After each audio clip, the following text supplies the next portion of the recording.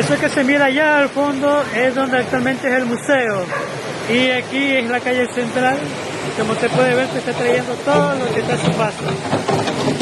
Todo lo que está a su paso, el río se lo lleva y va a caer directamente. Nos ha agarrado de sorpresa, parecía una lluvia que no hacía nada y miren cómo estamos ahorita.